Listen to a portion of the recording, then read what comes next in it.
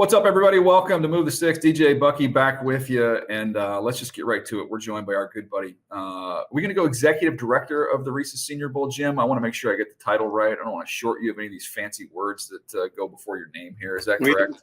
We don't need any titles, but yes, that's the title. There he is, Jim Nagy, joining us here to talk about some Senior Bowl stuff. Nags, we're going to get into that. We're going to, there's tons to get to. It's going to be a unique year, really kind of a new look Senior Bowl now that we've got the rule in place to allow you to go get some underclassmen as well. But before we do that, yesterday on the show, Bucky and I talked about this article that had come out in The Athletic about the Carolina Panthers. I don't know if you get a chance to see this, but I wanted to tap into you, and I'll kind of fill you in here, the backstory. Frank Reich is the shortest tenured coach stint here since 1978.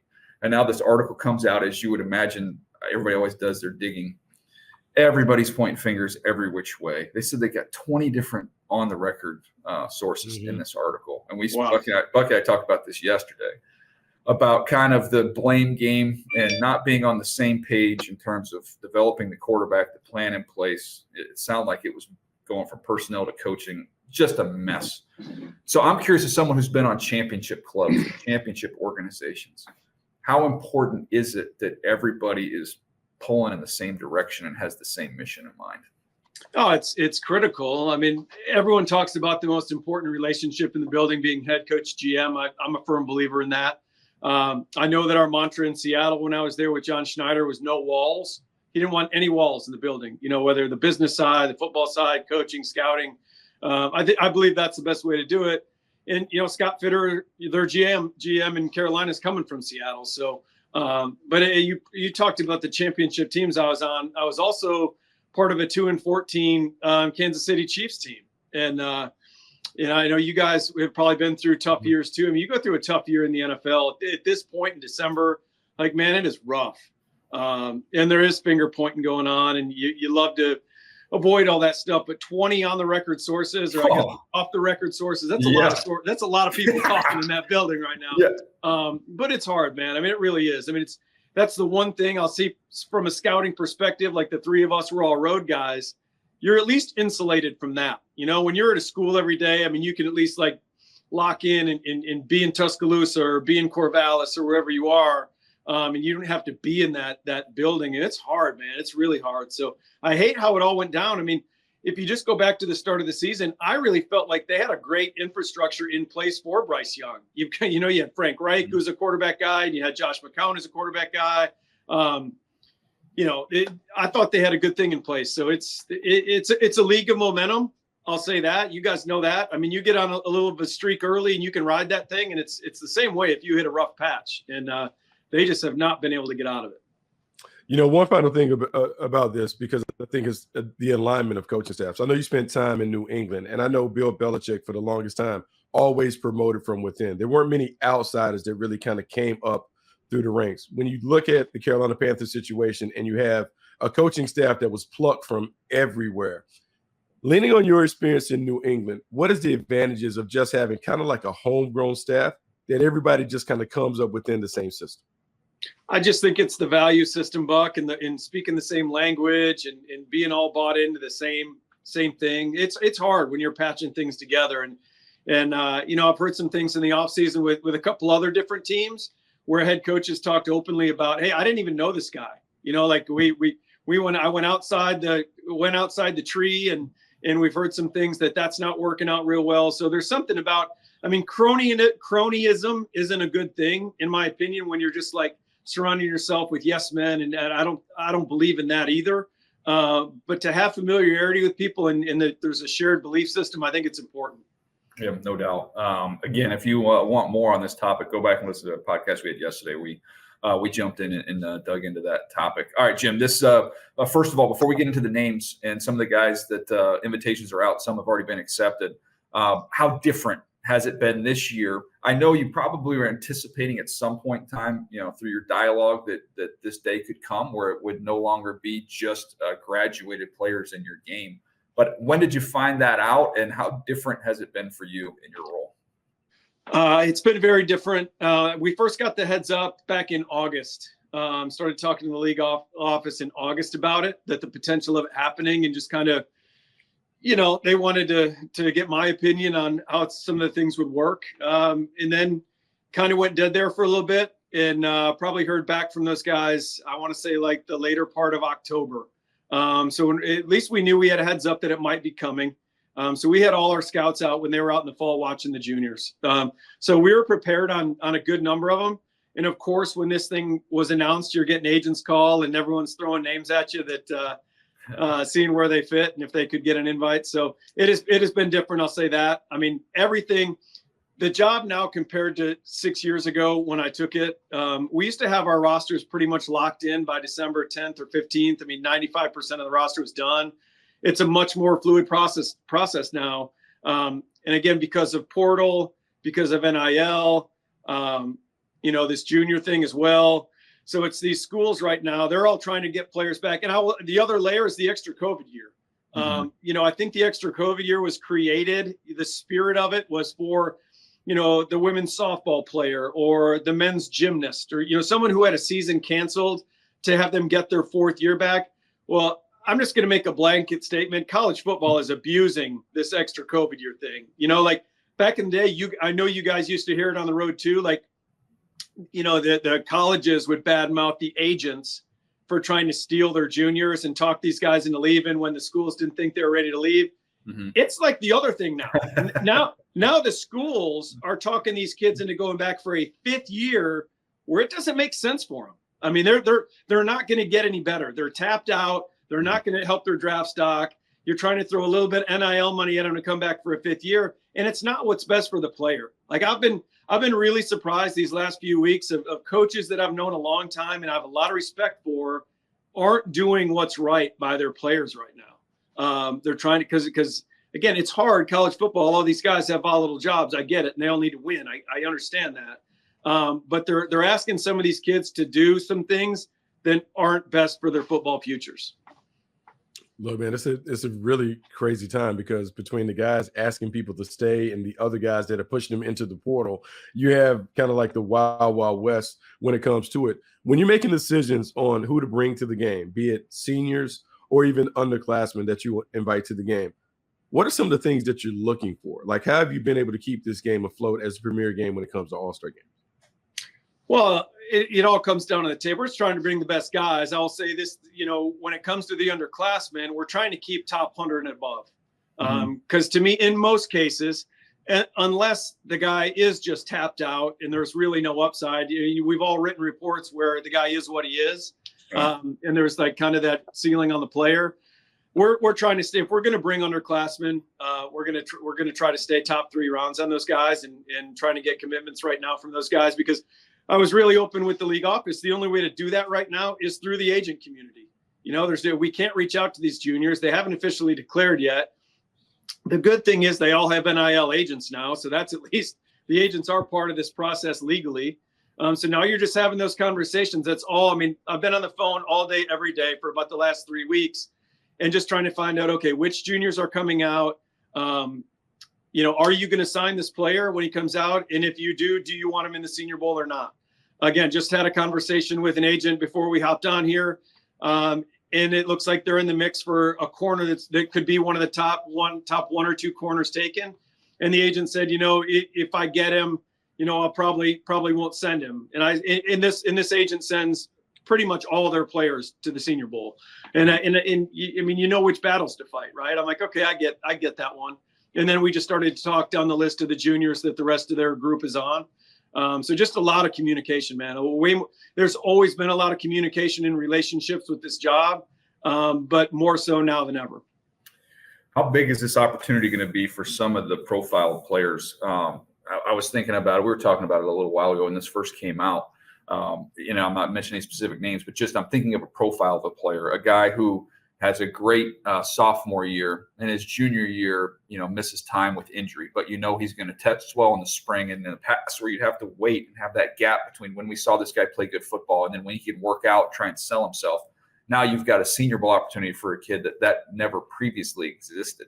How about the underclass, like an underclass receiver who, gosh, man, he's going to test well. He's a freak.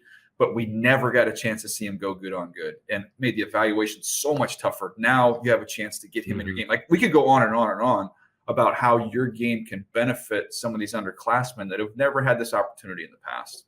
And those are two examples, Buck, that you see, or DJ, exactly what's going on right now. I just watched a corner the other day who has gotten a lot of buzz in past years, and watched the sophomore tape, and it was really good, and the buzz was justifiable. And then you watch this year's tape, and there was a drop off. Even athletically, the player looked a little different. So this is a perfect opportunity to come down, and in a good week here can kind of erase some bad tape. But yeah, I mean, the value of the Senior Bowl, which these underclassmen have never been able to experience and take advantage of, is, again, I'm not trying to disparage the scouting community that the three of us were all in. I really respect all the scouts and what the three of us did, but it's more meaningful when you're in a draft room. You guys have felt it as well. Like when your GM or your head coach or a key decision maker in that room is on board with a player because they've seen them and have exposure to them and have familiarity with them, that is a much easier sell than if I'm in the draft room just pounding the table for a player. It's a way easier buy-in factor when these decision makers can touch these players, see these players, hear these players, talk to these players. So that's the good thing for these juniors now. Now they can come down here and take advantage of that. Yeah, that was always the difficult part when it came to underclassmen. You felt like they kind of skated through the process because you didn't have a lot of information. You look up his draft time. Speaking about information and limited information sometimes, quarterbacks. So many of us, look, quarterback drives the draft. It drives the intrigue and those things. But you, DJ, we all know that you got to see quarterbacks live and up close. And at the Senior Bowl, quarterbacks have a unique opportunity to not only be seen, but people get to understand how they learn and process in those things. What has that process been for you, looking at the quarterback class this year and trying to target some guys that you want to feature in your game? Really deep class, as you guys know. I think whatever order, Caleb or Drake or Caleb with Caleb Williams and Drake May, I think the rest of the group is jockeying for number 3. That's why I feel like we've got a really good chance of getting all the rest of the guys. So Jaden Daniels, Bo Nix, Michael Penix, and we've got Rattler on board, Michael Pratt on board. We sent an invite to Joe Milton last week. And then you've got, with the junior class, if JJ McCarthy comes out, then he's in the mix. Quinn Ewers, we don't know what Quinn Ewers is going to do. So again, like there's actual roster management element to this Senior Bowl thing that there's never been before. I'm just trying to manage spots and how many we have. But it's going to be a really good class. You're right. I mean, these guys need to be around. These decision makers need to be around these players and gain the familiarity. And I don't know if you saw, we pushed something a few weeks ago. We're changing up our quarterback interviews this year. Everyone talks about how it's the most important position in football.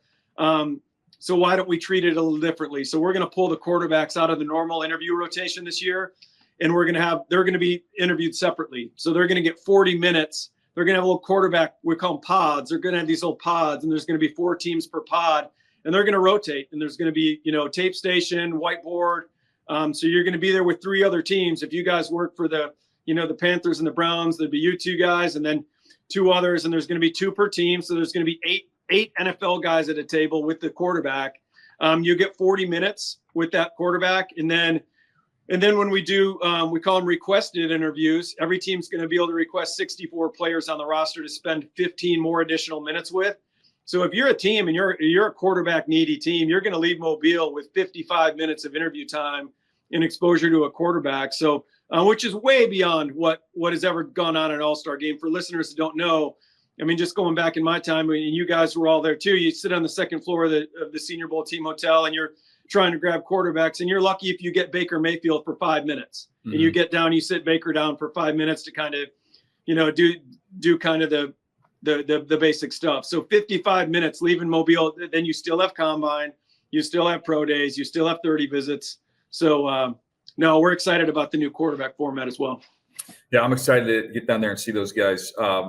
As we go through this process, Jim, I always start in the same place when I'm start really cranking on my draft prep, which usually Thanksgiving is kind of that time for me when enough tape's in that I can really jump in and get on these guys and kind of transition a little bit from the NFL season to the draft season.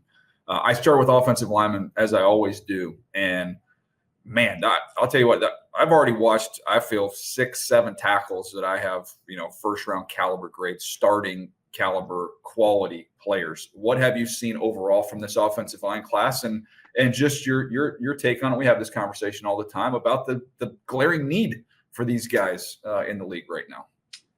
I don't have a chance to watch a lot of NFL football anymore. Not like you. I know you guys are immersed in it. But whenever I do, whenever I have a game on, a primetime game, Monday night game, Thursday night game, man, it seems like everyone's struggling up front outside of maybe Philadelphia. So I think there's going to be a huge run. And if you look at some of the other positions that typically go early that are probably thinner than in some years, I think there's going to be a bunch of these offensive linemen. Right now, I think we have 6 or 7 guys right now already locked in. They're going to be top 100 draft picks. Mm-hmm. We had Darnell Wright last year go 10 overall. He was our highest drafted guy in a couple of years. So yeah, you go down the list. The Jordan Morgan from Arizona, Patrick Paul from Houston, Graham Barton at Duke, who's going to rep at center some during our week 2. So really, really strong offensive line class. If you need help up front, this is a good year for you. You think about up front, we've seen the best teams are dominant in the trenches. So as DJ points out, the offensive linemen, naturally my eyes are going to go to the D line. What have you seen from the defensive front this year? It's much deeper than the past couple of years. We've struggled to find big bodies. We've gone heavier on the edge because the goal is obviously just to bring the best players, and we're trying to make all that fit. We've gone heavier with the edge category, more outside linebacker edge players in some years because the interior D-line was so thin. I think we're going to be heavier on the interior this year because there's so many talented big body guys. I mean, if you just look at Texas, we got Tavondre Sweat and Byron Murphy already committed to the game. Those guys are probably both top 2-round guys. I had a scouting buddy the other day referred to Byron Murphy, thinks he's Grady Jarrett. Which Grady's one of my favorite players I ever scouted. So it's going to be a fun group, some really good battles. We got Leatu Latu from UCLA committed. He's getting some of that one-on-one tackle stuff with the tackle group is going to be a lot of fun. So yeah, we got some big names on board. So those one-on-ones will be must watch as they are every year. Speaking of one-on-ones, Jim, I know obviously you worry on getting the right players in there, making sure that they have a great week, and it's a great opportunity for all the NFL teams.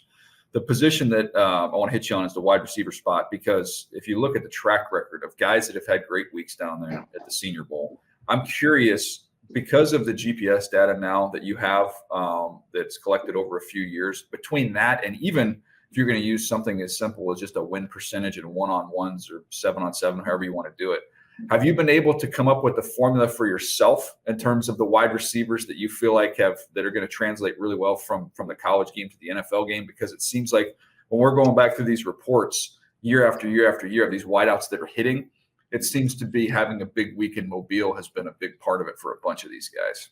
Well, that's one position group I feel like we've done a good job the last 5 years bringing better players. That and running back, both of our skill players on offense. I feel like we've done it. Our staff's done a nice job for sure. You look at this year's receiver class: the Tank Dells, the Puka Nakuas, Jaden Reed. I mean, some of these guys are having great rookie years. I always just go back to guys that can create separation before and after the catch, and if they can do that, if they can create space for themselves, then they can make plays. And so that's what we're focused on. And last year we did have a lot of littler guys, the Tanks and Jaden, a lot of slot type players. And this year there won't be as many. I think it's going to be more big bodied guys. It's just every year is kind of different. Like Xavier Leggett from South Carolina, might be the best height, weight, speed receiver in the draft when it's all said and done. I mean, mid 220s, running 4.3. So he'll be a fun one. But I think it's going to be overall like a bigger size group this year. But real quick on that, Buck, real quick. So have you, though, Jim, at the end of the week, I know you guys go through after it's over when you have a chance to decompress, you guys go back and watch your own tape, you go back through all your own data and information. Have you been able to find anything that's been an indicator during your week from studying your guys during that week that's led like to the, you go back to the Cooper Cups, obviously, but Puka last year, all the guys you just mentioned, Jaden Reed, that have had so much success, and that could go on and on and on over the last 5 years. I was just curious if in your own self-scout, if you've seen anything and maybe in the data. I know you talk about just separation, maybe at the line of scrimmage, at the top of routes. Is there anything else that we're missing? Outside of the data, DJ, I'll say this. The guys that transition, and it really goes across every position, but at receivers, the guys that we've had down here that are mature and have come down like with a business-like mindset, It's funny. There's a different approach for all these guys. And when I say business mindset, like even that goes back to Deebo Samuel. Yeah. Like Deebo wasn't really engaging during the week because he was so freaking focused on what he had to do.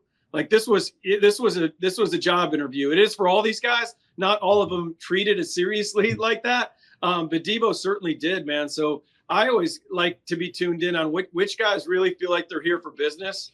And they usually have the best week, regardless of position. But really with the wideouts, man, some of the wideouts, like last year, Jaden Reed was here to prove himself. You know, like he felt like he was flying under radars. Same thing with Tank. Like I had a talk with Tank when he got here. And he talked about, everyone's down 165 pounds and people are going to find reasons to knock me. So it's guys that come down to the chip and just want to prove it. To me, that's more than anything data driven, data driven. So I love that. No, it's funny you talk about the edginess, right? And one position that always has guys with a little edge, little chip on the shoulder are the DBs. This year's class, we talked about, DJ and I talked early in the year about the little guys on offense giving problems. So normally it's always a check, make move when it comes to chess and defensive back. So what are you seeing from the defensive back class? Big guys, little guys, skill guys, what are we looking at? More nickels, opposite the receivers. I said this year the receiver group will be a little bigger. A lot of really strong nickel players. I'm sure you guys watched the games over the weekend. Mikey Sanistril from Michigan. Good player. Really fun player. Former receiver, just a baller. You throw that baller label on a guy, it usually matters. He's fun to watch. Kind of reminds me of Jalen Petrie, just in his urgency and the way he plays the game. Not the same skill set. Jalen is obviously a safety, but yeah, a lot of nickel sized guys, but really good football players. So it's going to be a deep group. And we've got some juniors committed in the secondary right now that are going to be big name guys that everyone's going to be excited about. We obviously can't do anything with those guys until they officially declare.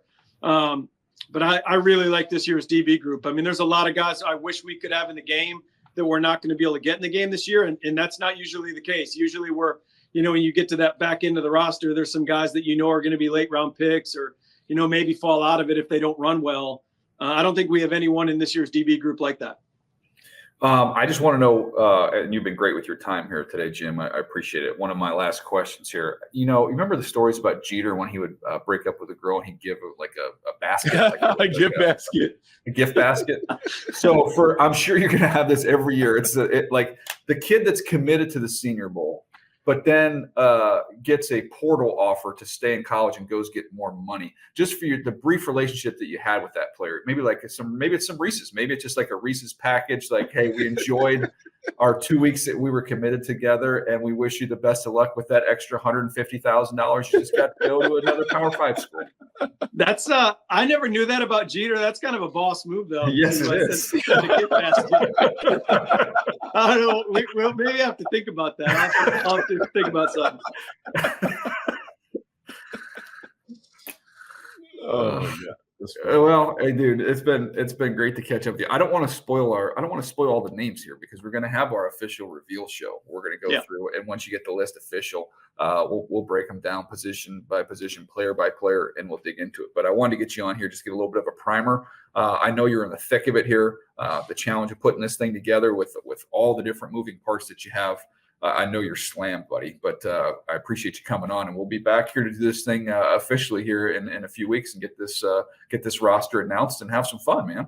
Yeah, I can't wait. Thanks for having me on. Yeah, I'll be out there in Cali in like a month, so excited. Awesome. About it. Yeah. Thank you, Nags. I appreciate you, buddy. All right, guys. Have a great holidays. You too. Well, there he goes, Buck. Always great to catch up with Jim. Good buddy. He's doing a great job there at the Reese's Senior Bowl in a year that's going to be different. Definitely a different flavor to the Senior Bowl now that we get some of these underclassmen. And it's going to be that way for the East-West Shrine as well. So you get a chance to get some of these younger guys in there. I think it's a great opportunity for everybody. DJ, we talked about it. It's one of the things that we never had an opportunity when we were scouting and you looked at underclassmen. You never really got a chance to do a full evaluation. It felt like it was always so rushed because the deadline would be the end of January, combine, and before you know it, man, you're on a highway to the draft and you haven't had an opportunity to do it. But now to get a chance to see them go against some of the seniors and some of the other highly touted underclassmen, you should have an opportunity to have a better evaluation on some of these young guys that jump in. No doubt. All right. Well, that's going to do it for us today. Hope you guys have enjoyed that. It's been a fun week here. I encourage you to go back and listen to some of those other episodes if you missed them. We will be back next week, and we'll crank through 5 more of these episodes for you guys. So we'll see you then. Appreciate it. Next time right here on Move the Sticks.